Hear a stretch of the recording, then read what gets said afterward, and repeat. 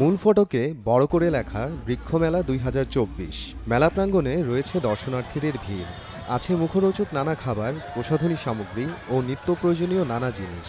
শিশু বিনোদনের জন্য রয়েছে বেশ কিছু রাইডও।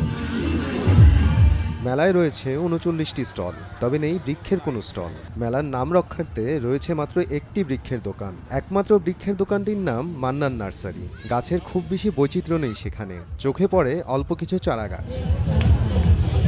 বৃক্ষমেলা নাম দিয়ে গাছের স্টল না রাখায় ক্ষোভ প্রকাশ করেন মেলায় আগতরা।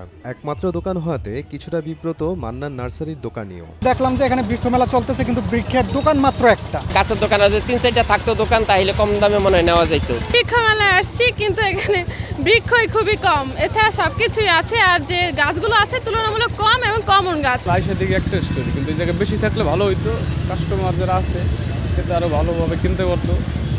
একটা জায়গায় হয়তো কম দেখাইতেছে বা ভালো আরো স্টল থাকলে ভালো হইতো। অর্ধেক পাউডারে দ্বিগুণ উজ্জ্বলতা।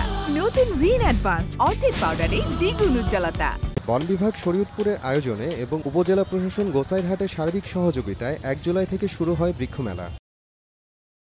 উপজেলা প্রশাসন থেকে কোনো মেলা আয়োজন করা হয়, তারপরেও যেহেতু এই বিষয়টা নিয়ে একটা অ্যানোমালিটি হয়েছে এবং ওনারা যেহেতু এখন অস্বীকার করতেছে, এই জন্য আমরাও এখন সিদ্ধান্ত নিয়েছি আমরা হয়তোবা এই মেলাটা আর কন্টিনিউ করব না। অন্যদিকে দায় নিতে নারাজ বন বিভাগ, পাল্টা অভিযোগ করেন তারাও। আমাদের কোনো সংশ্লিষ্টতা নাই, আমাদের কোনো বরাদ্দ নাই, আমরা গোসাইরহাটে কোনো মেলার আয়োজন করিনি।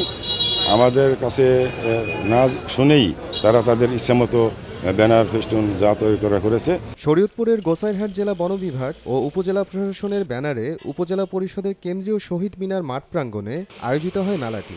১৫ জুলাই পর্যন্ত মেলা চলার কথা থাকলেও কড়া সমালোচনার মুখে সোমবারই তার শেষ ঘোষণা করা হয়। পরে স্টলগুলো সরিয়ে নেওয়া হয়। সময় সংবাদ, শরীয়তপুর।